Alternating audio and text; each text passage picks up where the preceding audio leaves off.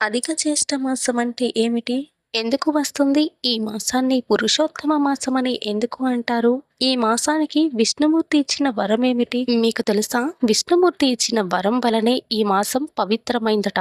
Hello అండి, అందరికీ నమస్కారం. మన శ్రీమాత డివోషనల్ ఛానల్కి స్వాగతం.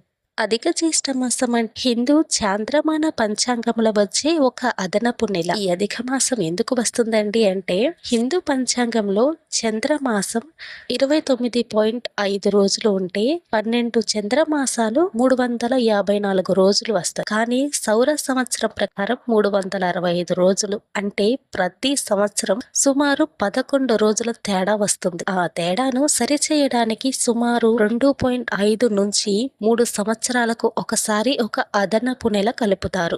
దాన్నే అధిక మాసం అంటారు. ఈసారి ఆ అదనపు నెల జ్యేష్ఠ మాసంలో రావడం వల్ల దీనిని అధిక జ్యేష్ఠ మాసం అంటారు. అయితే దీన్ని ఎలా నిర్ణయిస్తారు అంటే సంక్రాంతి. గమనించండి, సంక్రాంతి అంటే వేరు, సంక్రమణం అంటే వేరు. సంక్రమణం అంటే సూర్యుడు ఒక రాశిలో నుండి మరొక రాశికి మారడాన్ని సంక్రమణం అంటారు. సంక్రాంతి అంటే ఆ మారిన రోజుని సంక్రాంతి అంటారు. మీకు అర్థమయ్యేలా చెప్పాలి అంటే మకర రాశిలోకి సూర్యుడు సంక్రమించాడు అనుకోండి, దానిని మకర సంక్రాంతి అంటారు.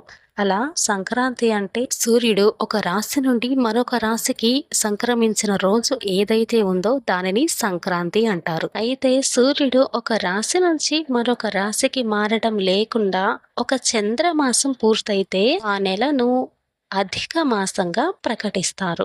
ఈ అధిక మాసానికి పేరేమీ లేదు. అయితే మనకు 12 మాసాలు ఉంటాయండి. 12 మాసాలకి ఒక్కొక్క పేరు ఉంటుంది. అయితే ఈ అధిక మాసానికి ఏంటంటే ఇది ఏ మాసం దగ్గర పడితే ఆ మాసానికి అధిక మాసం అంటారు. ఇప్పుడు జ్యేష్ఠ మాసం దగ్గర పడింది కాబట్టి అధిక జ్యేష్ఠ మాసం అంటారు.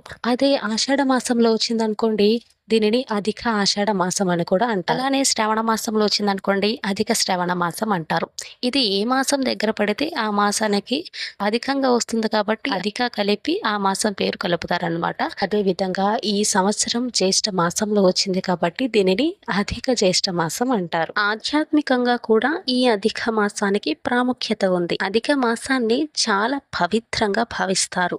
దీనిని పురుషోత్తమ మాసం అంటారు. ఇంతకు ముందు దీనిని మలమాసం అని కూడా పిలిచేవారు. ఎందుకంటే ఈ మాసంలో శుభకార్యాలు ఏమీ చేసేవారు కాదట. పురుషోత్తమ మాసం అని పేరు ఎలా వచ్చింది అనేది నేను తర్వాత చెప్తాను. ఇప్పుడైతే ఈ నెలలో ఏం చేస్తారు అనేది అయితే చెప్తాను. విష్ణు ప్రార్థన, దానం, ఉపవాసం, భగవద్గీత, రామాయణం, భాగవత పారాయణం చేయడం శుభంగా భావిస్తారు. సాధారణంగా ఈ నెలలో చేయకుండా ఉండేవి ఏమిటంటే సాంప్రదాయంగా కొన్ని శుభకార్యాలు నివారిస్తారండి. పెళ్లిళ్ళు, గృహప్రవేశం, కొత్త వ్యాపారం ప్రారంభం, ఉపనయనం ఇలాంటివి కొన్ని శుభకార్యాలు అయితే నివారిస్తారు. కానీ ప్రాంతానుసారం ఆచారాలు మారవచ్చండి. అయితే మీరు గమనించాల్సిన విషయం ఏమిటంటే అధిక జ్యేష్ఠ మాసం ప్రతి సంవత్సరం రాదండి. ఇది పంచాంగం గణాలపై ఆధారపడుతుంది. ప్రతి 2.5 సంవత్సరాలకు ఒకసారి కానీ లేదా 3 సంవత్సరాలకు ఒకసారి కానీ ఈ అధిక మాసం అయితే వస్తుందన్నమాట. ఇదైతే గుర్తుంచుకోండి. అధిక జ్యేష్ఠ మాసాన్ని పురుషోత్తమ మాసం అని పిలవడానికి ఒక పురాణ కథ ఉందండి. ఇది ప్రధానంగా పద్మ పురాణంలో చెప్పబడింది అని చెప్పారు. కథ ఏమిటంటే అధిక మాసం మొదట మలమాసం అని పిలువబడేదట. ఎందుకంటే ఈ మాసంలో పెళ్లిళ్ళు, శుభకార్యాలు చెయ్యరు. ఇతర నెలలతో పోలిస్తే దీనికి ప్రత్యేక స్థానం లేదని భావించేవారట. దాంతో ఆ మాసం చాలా బాధపడి శ్రీ మహావిష్ణువు దగ్గరకు వెళ్ళి అందరూ నన్ను తక్కువగా చూస్తున్నారు, నాకు గౌరవం లేదు అని ప్రార్థించిందట. అప్పుడు శ్రీ మహావిష్ణువు దయచేసి నేనే పురుషోత్తముడు, అన్నిటికంటే ఉత్తముడు నుంచి ఈ మాసానికి నా పేరు ఇస్తాను, నిన్ను పురుషోత్తమ మాసం అని పిలుస్తారు అని వరమిచ్చాడని పురాణం చెబుతుంది. ఈ కథను నాకు తెలిసిన వారైతే చెప్పారండి. ఆ కథనే నేను మీతో చెప్పాను. అందుకే అధిక మాసం విష్ణువుకు ఎంతో ప్రియమైన నెలగా భావిస్తారట. భక్తి, జపం, దానం, పారాయణాలకు అత్యంత శుభంగా భావిస్తారు అని చెప్తారు. పురుషోత్తమ అనే పదం అర్థం ఏమిటంటే పురుష అంటే జీవులు లేదా మనుషులు, ఉత్తమ అంటే అత్యున్నతుడు అని అర్థం అన్నమాట. అన్నిటికంటే శ్రేష్ఠుడైన పరమాత్మ అనే అర్థంలో శ్రీ మహావిష్ణువును పురుషోత్తముడు అని అంటారు. అదే పేరు ఈ మాసానికి విష్ణుమూర్తి ఇచ్చాడట.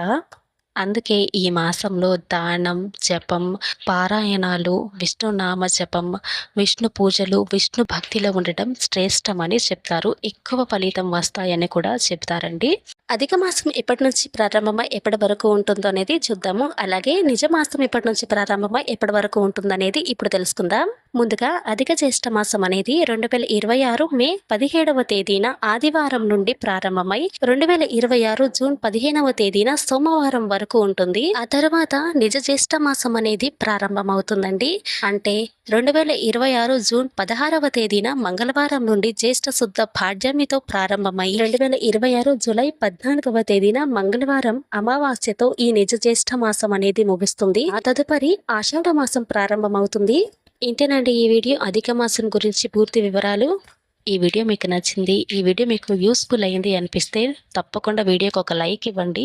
ఎంత ఇన్ఫర్మేషన్ చెప్పినా కూడా చాలా తక్కువ మంది వీడియోని చూస్తున్నారండి. మీరు చేసే ఒక లైక్ నాకు చాలా సపోర్ట్ ఇస్తుంది. ప్లీజ్ వీడియోని లైక్ చేయండి. మీకు యూస్ఫుల్ అయింది అనిపిస్తే తప్పకుండా వీడియోని లైక్ చేయండి. మీకు ఏమైనా డౌట్స్ ఉంటే నన్ను కామెంట్స్లో అడగండి. ఈ వీడియోని మీ ఫ్రెండ్స్కి, ఫ్యామిలీ మెంబర్స్కి షేర్ చేయండి. ఇలాంటి మరిన్ని వీడియోస్ కోసం నా ఛానల్ని సబ్స్క్రైబ్ చేసుకోండి. పక్కనే ఉన్న బెల్ ఐకాన్ని క్లిక్ చేస్తే నేను చేసే ప్రతి వీడియో మీకు నోటిఫికేషన్గా వస్తుంది. థ్యాంక్ యూ అండి, ధన్యవాదాలు. Thank you for watching my video. ఆగండి. మీకు నెక్స్ట్ ఏ వీడియో కావాలో కామెంట్ చేయడం మర్చిపోవద్దు.